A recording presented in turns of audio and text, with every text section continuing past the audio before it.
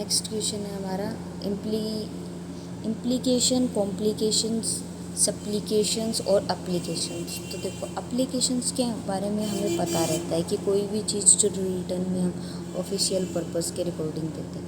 तो ये जो देखो हमारे ऑप्शन नंबर 2 में हमें दिख रहा है अब वर्बल और रिटर्न, या तो हम वर्बली बोल सकते हैं या रिटर्न में रिक्वेस्ट जो दी जाती है ऑफिशियल पर्पस के रिकॉर्डिंग। ठीक है, तो इसका मतलब फोर्थ में तो 2 आना चाहिए, तो इसमें नहीं है और इसमें नहीं है हमारे पास, यानी ये ऑप्शन और ये ऑप्शन तो एलिमिनेट, सॉरी हमारे पास ये ऑप्शन और ये ऑप्शन तो एलिमिनेट हो चुका है। अब हमारे पास है कॉम्प्लिकेशंस भी हम यूज़ कर सकते हैं इसमें कि कॉम्प्लिकेशंस में किस चीज़ में क्या कॉम्प्लिकेशंस आ रहे हैं, राइट। तो देखो सभी को एक बार पढ़ते हैं। The act of the communication with praying to a deity, मतलब गॉड की तरह किसी भी चीज़ को मानना हो सकता है। दूसरा है तीसरा है अ meaning not clearly stated but which can be inferred की जाती है, मतलब क्लियरली ना बोल के उसको समझाया जाता उसी पे। अ सिचुएशन और कंडीशन दैट इज़ कॉम्प्लेक्स और कन्फ्यूज्ड, कॉम्प्लेक्स और कंफ्यूज्ड होती है तो वो तो हमें भी पता है वो कॉम्प्लिकेटेड होती है, राइट। और कॉम्प्लिकेटेड हमारे पास बी है, तो बी में क्या आना चाहिए, बी में तो फोर्थ आना चाहिए, इतना हमें पता था। तो देखो बी में अगर फोर्थ आना चाहिए तो बी में फोर्थ, ये तो हमारा रॉन्ग हो ही चुका है उस अकॉर्डिंग एप्लीकेशन के, तो बी में फोर्थ सिर्फ सी में, राइट। तो ये कॉम्प्लिकेटेड हो गया, तो इसका मतलब हमारे पास क्या हो गया, इम्प्लीकेशन का मतलब क्या होगा कि जो बात हम क्लियरली ना बोल के उसी अंदाज में उसको बोलने की कोशिश करें। और सप्लाइकेशंस का मतलब होता है कि किसी देवी की तरह प्रे करना, उसको एक्ट करने के लिए, उस कम्युनिकेशन को और ज़्यादा अच्छे तरीके से बढ़ाने के लिए। नेक्स्ट क्वेश्चन है हमारे पास, नेक्स्ट क्वेश्चन है एस्क्राइब, प्रिस्क्राइब और प्रोस्क्राइब और इंस्क्राइब। देखो अगर हमें इनमें से किसी भी चीज़ का नहीं पता, लेकिन हमें इन प्रिस्क्राइब तो पता है ना, हम मेडिकल स्टोर पे जाते हैं, वहाँ पे डॉक्टर्स रहते हैं, वो प्रिस्क्राइब करते हैं कि ये आपको मेडिसिन लेनी चाहिए, ये नहीं लेनी चाहिए। तो इसका मतलब क्या है, एसोसिएट, ओनरशिप और ऑथरशिप विद, तो इसका चलो हमें नहीं पता। क्रेव, कट और एच इनटू अ मटेरियल और सरफेस, सरफेस में जो भी चीज़ें होती है वो इंस्क्राइब होती है, इंस्क्राइब का मतलब ऊपर ऊपर से, तो डी में तो होना चाहिए ये, लेकिन प्रिस्क्राइब को भी देख रहे हैं। Lay down a rule, rule के अकॉर्डिंग उसमें वो सारी चीज़ें इनपुट करना, तो मतलब बी में तो हमारे पास थर्ड है और डी में हमारे पास 2, बी में थर्ड, बी में थर्ड, बी में थर्ड और डी में 2, तो डी में 2 ये कंडीशन मैच कर रही है। तो हमारे पास ऑप्शन नंबर क्या हो जाएगा, ऑप्शन नंबर हमारे पास होगा ए, ठीक है, ए हमारा करेक्ट हो जाएगा। बाकी के हम सारी चीज़ें देख लेते हैं। देखो एस्क्राइब का मतलब होता है कोई भी अथॉरिटी या एक्सेसिबल, जो भी हमारी ओनरशिप प्रॉपर्टी जो भी रहती है जिसको हम एक्सेस कर सकते हैं वो एस्क्राइब होती है। प्रोस्क्राइब का मतलब होता है किसी भी चीज़ को करने से रोकना। प्रिस्क्राइब का मतलब उसको रूल के अकॉर्डिंग उतारना उसमें, या उसको सजेशंस देना। लेकिन प्रोस्क्राइब का मतलब है उसी चीज़ को प्रोहिबिट कर देना या फॉरबिड कर देना, ऑफिशियली फॉरबिड कर देना, रोक देना। सारी चीज़ें हमें इसमें पता चलेगी। नेक्स्ट है हमारे पास प्रैग्मेटिक्स और प्रोमेथेन, प्रोमोन्ट्री और प्रोलिक्स। अब देखो हमें इनमें से प्रोलिक्स का थोड़ा बहुत आइडिया हो सकता है, राइट। अगर हम तो कम यूजिंग टू मैनी वर्ड्स को हम प्रोलिक्स बोलते हैं। प्रोलिक्स का मतलब वो बहुत ज़्यादा क्या है, एक और वर्ड भी होता है इस चीज़ का, प्रोबेबिलिटी बढ़ जाती है। यूजिंग टू मैनी वर्ड्स को प्रोलिक्स बोलते हैं, राइट। तो डी में हमारे पास फर्स्ट होगा, तो इसका मतलब ये आंसर नहीं होगा, ये भी आंसर नहीं होगा, ठीक है। नेक्स्ट है हमारे पास देखो, प्रो का मतलब ही कुछ ना कुछ रोकने से होता है ना। डे ड्रैगलिंग ओरिजिनल एंड क्रिएटिव होना, a headland and just into a large water body, a person concern with a practical matters. अब प्रैक्टिकल मैटर्स के साथ कौन होगा, जो कि कुछ ना कुछ स्पेशलिस्ट होगा। तो स्पेशलिस्ट तो हमें प्रैग्मेटिस्ट दिख रहा है। प्रैग्मेटिस्ट क्या होता है, अ पर्सन होता है जो कंसर्न करता है विद द प्रैक्टिकल मैटर्स के साथ, ठीक है। प्रोमेंथियन का मतलब होगा कि समथिंग ड्राइगलिंग ओरिजिनल एंड क्रिएटिविटी चीज़ को करना। प्रोमेंट्री प्रोमेंट्री ये होता है a headland and the just into a large water body होती है। प्रोमोंटोरी इनको याद करना थोड़ा सा डिफ़िकल्ट लग रहा है, लेकिन हम कुछ ना कुछ ट्रिक से इसको याद कर लेंगे। जैसे मोंटोरी मतलब बहुत ज़्यादा मोटी चीज़, कोई भी वाटर के सेंस में होना, वो लेवल पे होना, राइट। नेक्स्ट है हमारे पास, अब देखो बीनिथ का हमें पता है, बीनिथ भी बोल सकते हैं इसको, मोर्ट्रेज, इंडोवेंट और लीज।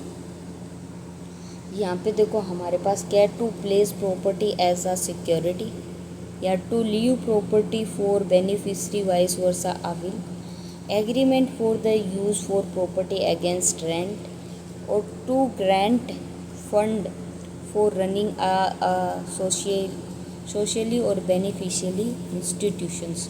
तो मतलब कहीं ना कहीं सारी चीज़ें इसमें प्रॉपर्टी के रिगार्डिंग हमें दी हुई है, राइट। तो देखो हमारे पास लीज़ क्या होना चाहिए। लीज़ क्या होता है, लीज़ का मतलब होता है कि किसी भी चीज़ के अगेंस्ट जाना। Agreement for use of property against rent, मतलब रेंट जो भी दे रहे हैं उस पर अगर कोई क्लेम करना चाह रहा है तो वो लीज़ होता है। लीज़ का मतलब कब्जा करना, ठीक है। और मोर्टेज का मतलब क्या होता है, मोर्टेज का मतलब शॉर्टेज, राइट। तो बी का हमें देखना है। तो देखो शॉर्टेज वाले टर्म्स का, to pledge property as a security के टर्म में, क्योंकि जिस चीज़ की शॉर्टेज रहती है उस चीज़ पे हम सिक्योरिटी लगा देते हैं, जिस चीज़ का हमें डर रहता है। तो ये हो गया हमारे पास मोर्टेज। नेक्स्ट है हमारे पास बेनिक्विथ का मतलब होता है to grant funds for running a social beneficiary institution को। अगर कोई भी हम चीज़ दे रहे हैं या वहाँ पे फंड्स इकट्ठा कर रहे हैं, फंड्स को कलेक्ट कर रहे हैं, तो उसको बेनिफिट्स बोलते हैं। इंडोमेंट का मतलब होगा हमारे पास to leave property for beneficiary vice versa, या तो अपनी अच्छा से छोड़ दे वो, या बेनिफिशरी के रिगार्डिंग, यानी इंडो का मतलब इन्वायरमेंट के अकॉर्डिंग उस जगह को वहाँ से लीव कर देना, मेंट कर देना। ऐसे करके भी हम याद कर सकते हैं। इंसीडरी और इनकॉशियस। अब देखो कॉशियस का मतलब चेतावनी होता है और इनकॉशियस का मतलब केयरलेस से रिगार्डिंग होगा।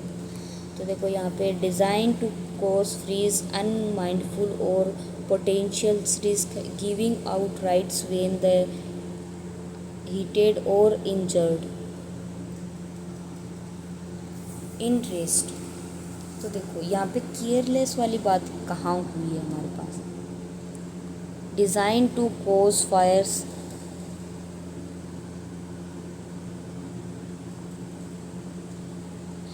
Unmindful of potential risk. देखो ये वाला केयरलेस में दिखा रहा है, तो इसका मतलब सी में तो 2 होना चाहिए। सी में 2 होगा तो ए ऑप्शन गलत हो जाएगा, सी ऑप्शन गलत हो जाएगा। इनकैंडिसेंट का मतलब हमारे पास क्या हो जाएगा,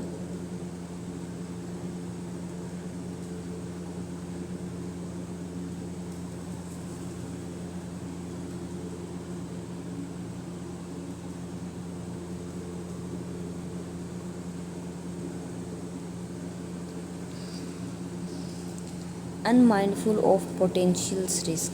अनमाइंडफुल के साथ पोटेंशियल रिस्क को लेना, ये नहीं होगा भाई। इसका मतलब केयरलेस है। केयरलेस ये है डिजाइन टू द कोस फायर, ये होगा ऑप्शन नंबर 1। हमारे पास ये वाला करेक्ट है और सी करेक्ट है, ये दोनों इनकरेक्ट है। ठीक है, यहाँ पे इनसेंट्स का मतलब होता है इनरेंज्ड करना, और इनसेंडरी का मतलब होता है अनमाइंडफुल ऑफ पोटेंशियल्स, रिस्क लेना। एन कॉजन का मतलब डिज़ाइन टू द कोस फायर, फायर के पास जाना, केयरलेस समझना अपने आप को। एनकेस्टमेंट का होता है giving out light when heated, जब हीट करती है तो वहाँ से क्या बनती है, कैंडल्स के रिकॉर्डिंग आप याद कर सकते हो कि giving out light when heated, heat जब आती है तो उसमें से लाइट निकलती है। तो ऑप्शन नंबर ए हमारा हो जाएगा यहाँ पे करेक्ट। ठीक है, नेक्स्ट क्वेश्चन है हमारे पास एरर वाले। तो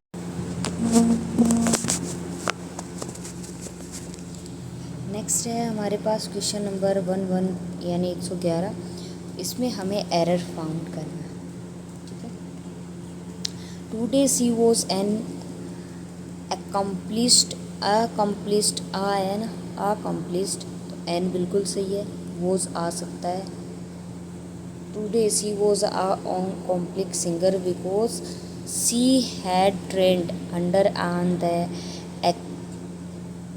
एक्लेम्ड, ये आया एंड बिल्कुल सही है। गुरु इन हर यूथ, क्योंकि उसने अपने बहुत ज़्यादा शातिर माइंड वाले गुरु के साथ क्या की थी, जो कि वो क्या था, यंग था, उसके साथ उसने ट्रेंड किया था यानी पास्ट में आ रहा है, तो उस अकॉर्डिंग बिल्कुल सही है। Singer because he had trained, we के बाद वी की थर्ड फॉर्म सही है। Under and acclaimed Guru in her youth, और हर किसके रिगार्डिंग आया है, क्योंकि यहाँ पे सी है, तो इसमें नो एरर होगा, कोई भी एरर नहीं है इसमें। नेक्स्ट है हमने ईदर और का हमने एक क्या पढ़ा है, रूल पढ़ा है। ईदर और में हमारे पास वर्ब आती है सेकंड सब्जेक्ट के अकॉर्डिंग, यानी जो V2 आए, जो वर्ब आएगी मेन वर्ब, वो इसी के अकॉर्डिंग। ईदर माई ब्रदर्स यहाँ पे प्लूरल है, लेकिन और माई फ्रेंड यहाँ पे ये सिंगुलर है। ठीक है, आर कमिंग नहीं होगा, इज़ कमिंग होगा, is coming to receive me at the airport, तो सी पार्ट में एरर है। The pair of trousers you brought for me do not fit for me, देखो द पेयर ऑफ ट्राउज़र, अब pair के regarding यहाँ trousers बिल्कुल सही है, लेकिन ये पूरी टर्म्स पेयर ऑफ ट्राउजर्स ये क्या रहती है, हमारे सिंगुलर रहती है। इसके रिगार्डिंग हमारे पास सिंगुलर वर्ब आना चाहिए, डू नहीं आना चाहिए, यहाँ पे डज नॉट फिट आना चाहिए, does not fit me. Next है Preeti knew she still had to buy the groceries, pick up dry cleaning and prepare the presentation for the next day's meeting। Next day की meeting के लिए वो क्या कर रही है, अपने आप को प्रिपेयर कर रही है। तो एक चीज़ को देखो, प्रीति न्यू पास्ट में सही है, सी स्टिल हैड टू बाई मतलब उसने अपने पास बाई किया, हैड वहाँ पे सही है, पास्ट की चीज़ें हो रही है। ग्रोसरी पिकअप किया, ड्राई क्लीन को, and prepare for the presentation for the next days meeting, बिल्कुल सही, ऑप्शन नंबर डी। अब नेक्स्ट डे मीटिंग के अकॉर्डिंग आप इसमें क्या यूज़ करना स्टार्ट कर दोगे, फ्यूचर, जो भी नहीं होगा, क्योंकि उसने पहले अपने पास्ट की बातें बताई। The spectators throng the stadiums to watch favourite star perform, देखो the spectators throng the stadium to watch किसको वॉच करने हैं, अपने फेवरेट स्टार को परफॉर्म, अपने यानी पोजीशन आना चाहिए, तो यहाँ पे दियर आना चाहिए, राइट। द स्पेक्टर्स क्या है, जो देखने वाले ऑडियंस है, वो thronged the stadium to watch their favourite star, तो यहाँ पे ऑप्शन नंबर सी में हमारे पास क्या हो जाएगा, एरर हो जाएगा। नेक्स्ट हमारे पास सिर्फ 5 ही थे इसमें। नेक्स्ट हमारे पास पैसेज है, इसको केयरफुली पढ़ना है, चलो पढ़ते हैं। एज द न्यू सेंचुरी, अब देखो पैसेज भी आप पढ़ सकते हो, अगर आपके पास टाइम नहीं है तो सबसे पहले क्वेश्चंस पढ़ो। क्वेश्चंस में क्या होता है कि हमें पता लग जाएगा कि कौन कौन से क्वेश्चन पूछे हैं, तो उसको हम अंडरलाइन भी कर सकते हैं। The S Fallot complex word, यानी ये वाला वर्ड हमें ढूंढना है और ये किसको प्रेजेंट कर रहा है वो चीज़ हमें पता होनी चाहिए। ठीक है, नेक्स्ट हमारे पास है कि the passage drawn attention to which one among the following, passage का अटेंशन किस पे है वो चीज़ हमें पता होनी चाहिए। द बायोफिलिया हाइपोथेसिस, ये वर्ड भी हमें इसमें क्या चीज़ उसको रिप्रेजेंट कर रहा है वो पता होनी चाहिए। Which of the following include the most appropriate and relevant set of the keywords that match the concept of the eco psychology के बारे में कौन सा इसमें बिल्कुल सही दिया हो वो पता होना चाहिए। नेक्स्ट है in the passage the given imminent is the closest meaning. आप देखो इस पैसेज में इमिनेंट वर्ड दिया गया है तो उसका क्लोजेस्ट तो इसमें नहीं मिलेगा, उस इन्हीं में से हमें फाइंड करना। इन्वेटिबल होगा नहीं, इंटेंशनल नहीं होगा, ये नहीं होगा, इनहेरिटेंट होगा, इसका हम सीधा आंसर कर सकते हैं। अब इन सभी के लिए हमें एक बार पैसेज पढ़ना पड़ेगा। चलो हम पैसेज पढ़ते हैं। पैसेज है as the new century begins it is the becoming evident to the urban dwellers whether in industrial or the developing countries that there is an eminent, देखो eminent हमारे पास आया ना, eminent आया है और इसी का ही सिमिलर वर्ड इनहेरिएंट होता है कि जो भी हमारे कंट्रीज़ है, डेवलपिंग कंट्रीज़ है, उनके बीच होने वाला जो कॉन्फ्लिक्ट है वो बहुत ज़्यादा मात्रा में between the automobile and the city. देखो इसकी चीज़ ऑटोमोबाइल और सिटी के बारे में बताया। Urban air pollutions often the automobiles के कारण होता है, क्लेम मिलियंस ऑफ लाइव्स, जो कि मिलियंस ऑफ लाइव्स को क्या करता है, damage. Congestions also takes a direct economic toll in raising cost in time and the use of petrol और डीजल की वजह से उनकी कॉस्ट अगर बढ़ा दी भी गई है तो उस पर इकोनॉमिक टोल जो लगता है उस पर डायरेक्ट इम्पैक्ट देखने को मिला। Other cost of cities that are devoted to cars is the physiological one. अब देखो ये वाला टर्म्स हमसे पूछा भी गया है, फिजियोलॉजिकल वंस क्या है कि अनदर सिटी के कंपैरिजन में ये फिजियोलॉजी वंस है। Are deprivations of the contacts with a naturals world, यानी कहीं ना कहीं इसने कहा है कि कॉस्ट ऑफ द सिटीज़ जो कि वो डिवोट कर रही हो उसके कंपैरिजन में कार्स क्या है, बहुत ज़्यादा उस चीज़ को यूज़ कर रही है, जिससे क्या हो रहा है एन एस फे हेल्थ कॉम्प्लेक्स एन हैज़ पे एस कॉम्प्लेक्स, इसके बारे में भी हमसे पूछा है। There is a grooming body है जो कि एविडेंस है that there is a इनेट humans need for contact with the natures, nature के साथ डायरेक्ट कॉन्टैक्ट करने के लिए इस बॉडी का निर्माण किया गया। Both ecologist and physiologist have been aware of this for some time, यानी पहले से ही इसके बारे में अवेयर थे। Ecologist led by Harvard University biologist EU Wilson क्या कहते हैं, have formulated the biophilia hypothesis. अब इसके बारे में इसने क्या किया है कि ये एक हमारे बायोलॉजी सिस्टम को क्या कर सकता है, हार्म कर सकता है। Which argue that who are deprived of the contact with the nature suffer psychologically and that this deprivations lead to a measurable decline in well-being में देखने को मिलती है। देखो नेचर से जो भी कनेक्ट है उसके लिए एक नेगेटिव सिंपल होगा, क्योंकि ऑटोमोबाइल्स से आने वाला जो भी पोल्यूशन है वो डायरेक्ट इम्पैक्ट करता है हमारे नेचर को। Meanwhile, psychologists have coined their own terms, eco-psychology, in which they make the same argument। अब ये वाली चीज़ भी हमें पूछी गई है, इसमें क्या है कि सेम आर्ग्यूमेंट है। Therefore, Rozak, a leader in this field, cities a study that the document humans' dependence on the nature by looking at the rate of recovery of the patient in the hospital in Pennsylvania, those whose rooms overlooked gardens with grass, trees, flowers and birds recovered from illness more quickly than those who were in rooms or looking the parking alone। यानी हमारे इसमें automobile sector और हमारे natures के बीच की बात की है, राइट। तो उसमें हम देखते हैं पहला क्या है।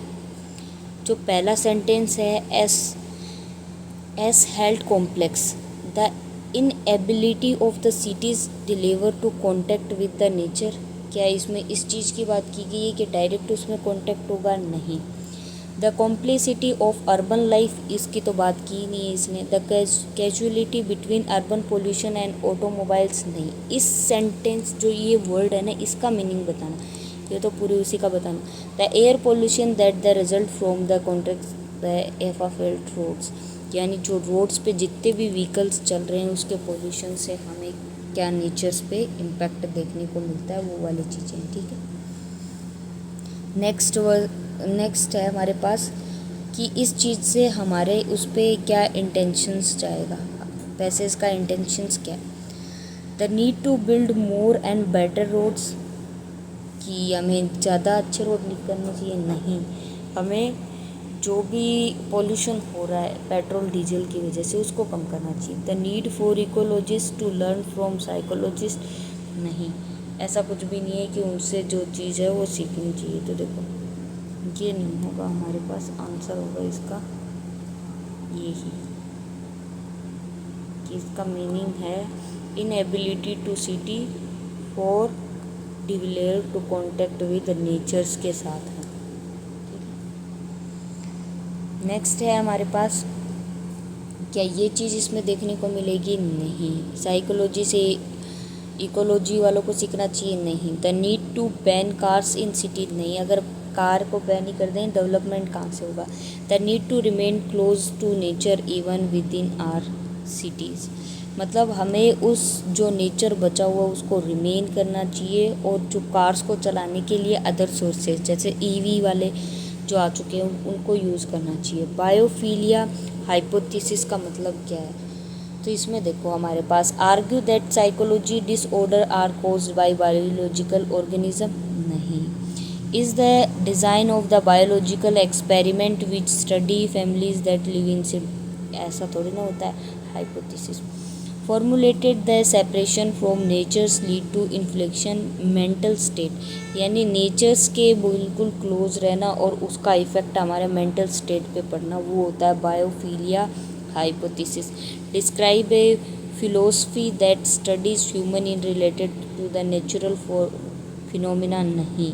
ऐसा कुछ नहीं है कि नेचुरल फिनोमिना को रिलेट करके बताएगी ह्यूमन के बारे में, नहीं। वो हमारे सीधा मेंटल वाले हिस्से पे सीधा इम्पैक्ट करती है, जो कि इसमें बताया गया। इको साइकोलॉजी हमारे पास क्या हो जाएगी? देखो जो हमारे इकोलॉजिस्ट है वो क्या बोलते हैं, Wilson, automobile and city deprivations of nature हैं, यानी नेचर के दो अलग अलग पार्ट है, जिससे एक से पोल्यूशन प्लस डेवलपमेंट हो रहा है, लेकिन एक हमारे पास क्या है, नेचर से क्या है कि हमें इतना डेवलपमेंट देखने को नहीं मिल रहा, लेकिन हमारा कुछ नुकसान भी है। नेक्स्ट बट अर्बन, ये इकोलॉजिस्ट ये होगा नहीं, ये वाली नहीं होगा। Well being that denial human needs to, ऐसा कुछ नहीं। नेक्स्ट क्वेश्चन हमने 20th कर लिया था।